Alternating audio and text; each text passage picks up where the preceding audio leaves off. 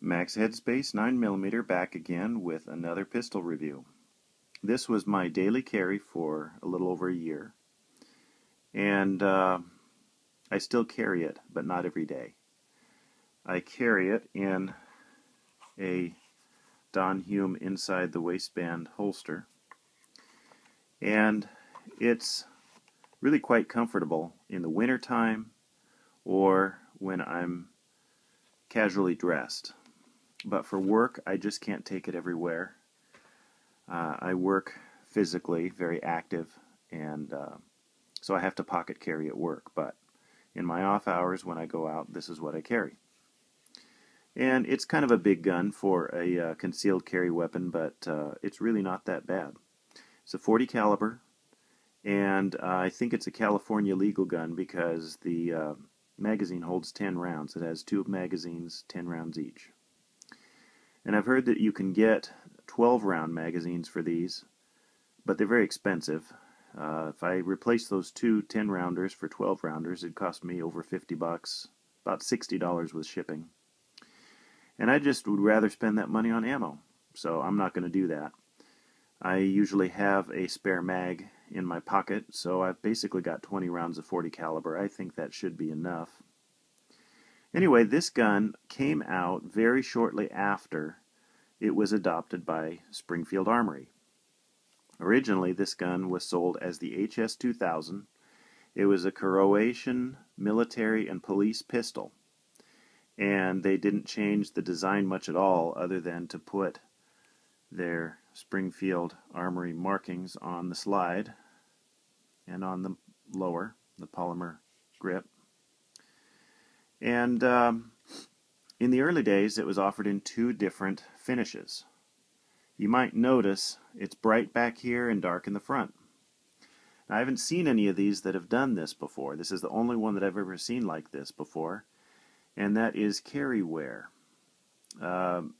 Because the holster covers up this part of the gun, this is just from clothes rubbing on it. And the finish is very fragile, and I think the slide is stainless steel because it doesn't attract very well to a magnet. So what I think they did was, because they had a stainless steel bright slide, a bitone is what they call it, and a black version, all black, I think what they did was they just had the same slide, which was stainless steel, and they just coated it with a black coating. Maybe even a paint, I don't know, or a dye or something. But it didn't take as well to the stainless steel as mild steel or a Cerakote finish or parkerizing, so it just wears off. But I kind of like it. It's not rusting, and I like the way it looks. It's kind of distinctive, and so it's the only bitone, 2-tone gun I've ever seen. So I kind of like things that are different, and I'm fine with it. Anyway, so in the original years of Springfield Armory adopting this pistol, they didn't really make any changes other than to put their name on it and to do the marketing. I will tell you though, this gun is a very good shooter. I have never once had a failure of any kind with this gun, and I've shot a lot of rounds through it in practice. So, in my mind, it's every bit as reliable as a Glock. It takes down pretty simply. Remove the magazine, lock the slide back, move the takedown lever up, slide comes forward, pull the trigger, and it comes apart. Now, you might notice the spring rod in here. This is a Powder River Precision part that I put on myself. The gun originally came with a 2-stage spring rod, and I like simplicity. Those spring rods are probably just fine and they last really well, but anything that can go wrong eventually will, and a guide rod like this is simpler and less prone to failure. So that's why I did that. I'm a little bit of a traditionalist too. If I see that part is available, I'm going to get it. So that's how it goes it breaks down.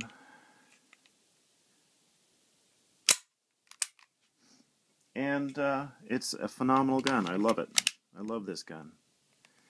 Now, like I said before, in the early years of Springfield Armory taking this pistol on, they didn't really do anything to change it functionally speaking.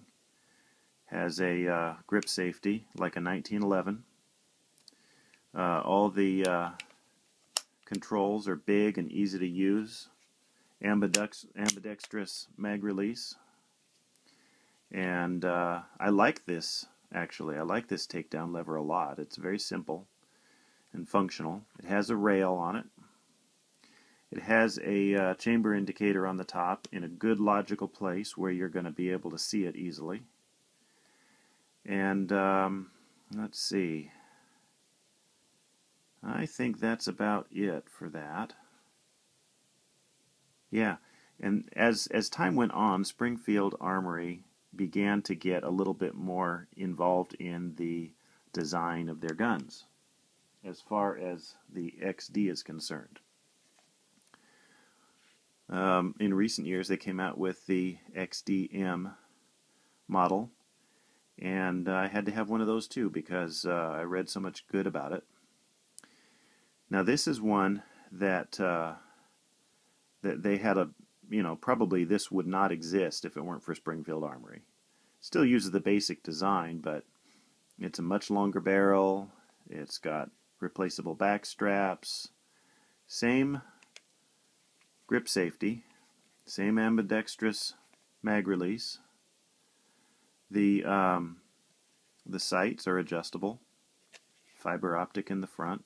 Slide cutout is just to lighten it up, that's all.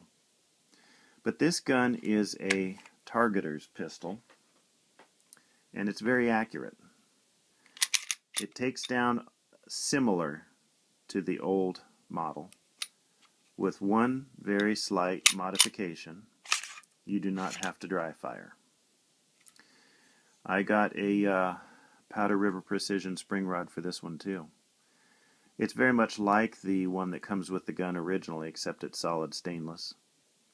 The one that came with the gun originally was a hollow, dark steel tube that you could put lead weights in if you wanted to.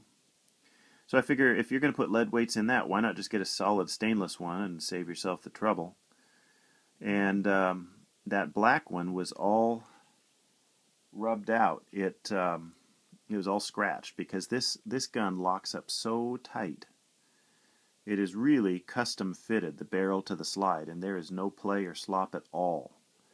And it scratches that rod really, really bad, so basically it's not black anymore. It's just a scratched up mess. So I figure a stainless steel rod will look a lot nicer long term. But it's a fun gun to shoot. It holds 19 rounds in a standard magazine. And so that's pretty high capacity, and I've got 4 mags with it. I found an extra mag and bought that. So I will be doing a review on this gun alone in the future. But if you do find one of these and you're interested in buying it, you have any kind of a desire for a full-size holster gun, this definitely fits the bill. It is a fantastic shooting gun in every way. It's like a military or police gun on steroids. So, anyway, so Springfield Armory has really come to the forefront in being a contender for Glock reliability in a polymer pistol. It's slightly more complicated than Glocks, but the complications in the form of the safeties and a few extra bells and whistles, for people who like those sort of things, it's a really great design. So for me, I like Glocks and Springfield XDs. And I guess that is all I have to say in this review. I will do another one about this later. But for now, this is Max Headspace 9mm. Have a good one.